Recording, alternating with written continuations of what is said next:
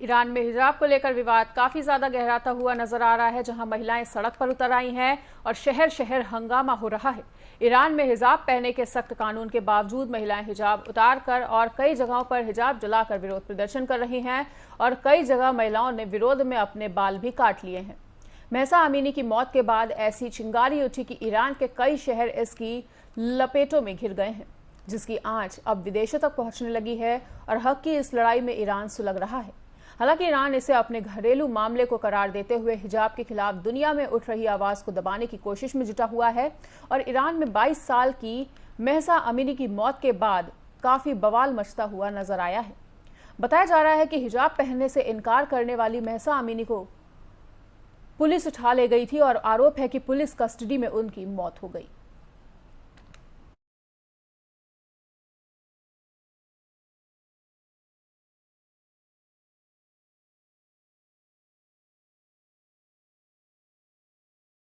भारत जोड़ो यात्रा के दौरान केरल के चोरियाकलापुर में स्थानीय नाविकों के साथ राहुल गांधी नाव चलाते हुए नजर आए और सोशल मीडिया पर कांग्रेस द्वारा शेयर किए गए वीडियो में राहुल गांधी ने बोट रेस में हिस्सा लेते हुए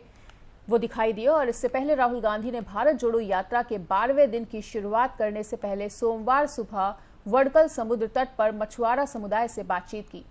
इस दौरान उन्होंने तेल के बढ़ते दामों, सब्सिडी में कटौती, कम होते मत्स्य भंडार और पर्यावरण को हो रहे नुकसान सहित विभिन्न चुनौतियों पर चर्चा की। कांग्रेस के वरिष्ठ नेता जयराम रमेश ने ट्वीट कर लिखा है कि राहुल गांधी ने ईंधन की बढ़ती कीमतों, सब्सिडी में कटौती, कम होते मत्स्य भंडार, पेंशन न मिलने, शिक्षा के अपर्याप्त अवसरों और पर्यावरण को हो रहे नुकसान संबंधित कई चुनौतियों पर सुबह 6 बजे आलपुझा वडकल समुद्र तट पर मछुआरे समुदाय से बातचीत की है। पुनापरा से शुरू हुई कांग्रेस के वरिष्ठ नेता मुरलीधरन के सुरेश रैना, माफी चाहेंगे के सुरेश, रमेश चेन्नीथला, के सी वेणुगोपाल और केरल विधानसभा में विपक्ष के नेता वीडी सतीशन भी गांधी के साथ पदयात्रा में मौजूद रहे।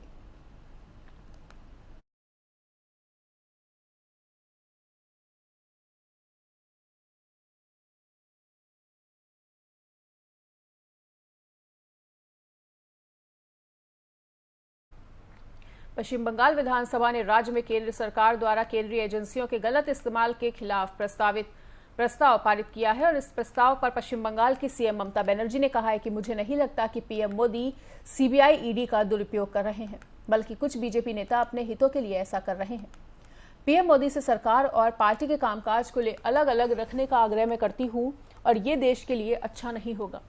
नियम 169 के तहत राज्य विधानसभा के पटल पर यह प्रस्ताव रखा गया था और पश्चिम बंगाल सरकार ने यह कदम ऐसे समय में उठाया है जब ईडी, सीबीआई, टीएमसी नेताओं के खिलाफ कुछ हाई प्रोफाइल मामलों की जांच कर रहे हैं।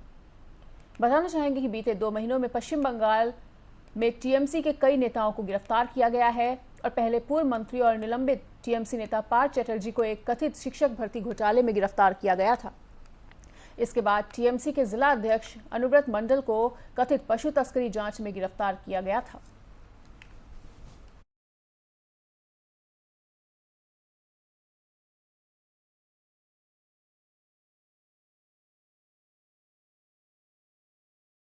पंजाब के पूर्व मुख्यमंत्री और पंजाब लोक कांग्रेस के प्रमुख कैप्टन अमरिंदर सिंह अपने समर्थकों के साथ बीजेपी में शामिल हो गए हैं और साथ ही उन्होंने अपनी पार्टी में पीएलसी का बीजेपी में विलय कर दिया है।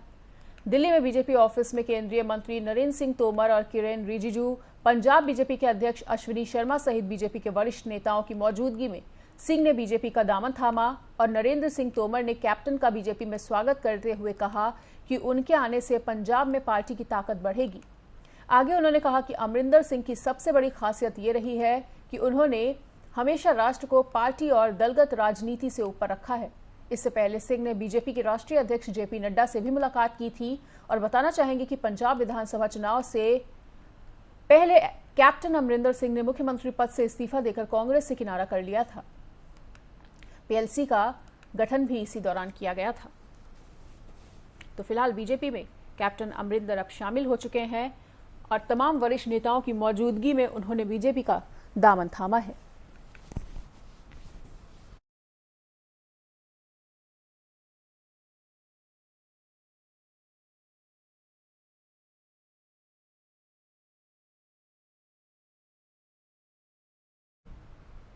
प्रयागराज की फूलपुर सीट से चुनाव लड़ने की नीतीश के संभावित चुनावी दाव को बड़ा झटका लगता हुआ नजर आया है, जहां शिवपाल सिंह यादव की प्रगतिशील समाज पार्टी ने ऐलान किया है कि वो बिहार के सीएम नीतीश कुमार का समर्थन नहीं करेंगे।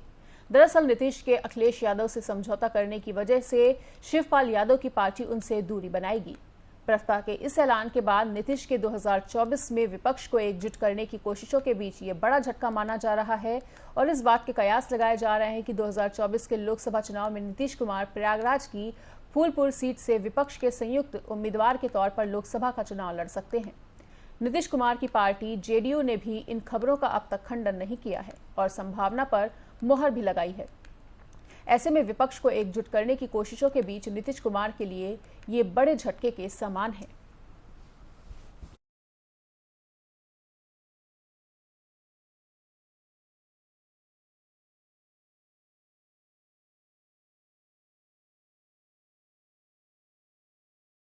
एमपी के राजगढ़ जिला जेल में मुस्लिम युवकों की जबरन दाढ़ी काटे जाने का मामला लगातार तूल पकड़ता जा रहा है और इस मामले पर ओवैसी ने अपनी प्रतिक्रिया दी है। उन्होंने कहा है कि मध्य प्रदेश में धारा 151 के तहत गिरफ्तार 5 युवकों की जबरन दाढ़ी हटाना हिरासत में प्रताड़ना और अनुच्छेद 25 का उल्लंघन है।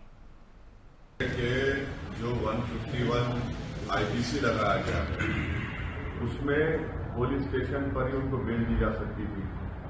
अब ये नहीं मालूम कि 41 सीआरपीसी नोटिस दी गई नहीं दी गई,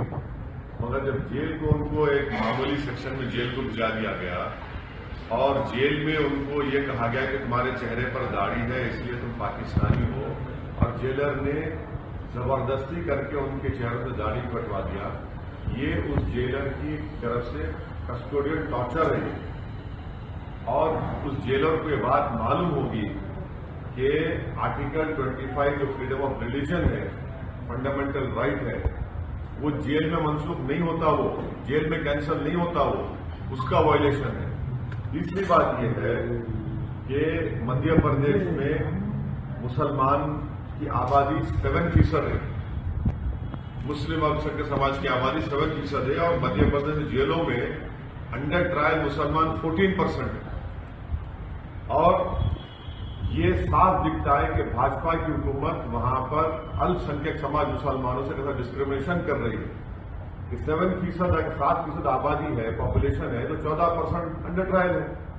और 56% ऑफ डिटेनीज जो है मध्य प्रदेश जेलों में मुसलमान है। ये साफ जाहिर हो रहा है कि मध्य प्रदेश की भाजपा की सरकार मुसलमानों के खिलाफ खुल के डिस्क्रिमिनेशन कर रही है। चौथी बात यह है कि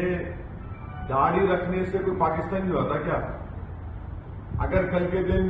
कोई भाजपा का लीडर जिसके चेहरे पर दाढ़ी है हिम्मत करेगा लीडर बोल रहे पाकिस्तानी उनको। सीएम शिवराज की तरफ से छात्रों को एक अनोखा तोहफा दिया गया है और सीएम शिवराज ने एमपी पीएससी परीक्षा में उम्र सीमा में 3 साल छूट देने का ऐलान किया है। हाँ, मुझे कई बच्चे मिले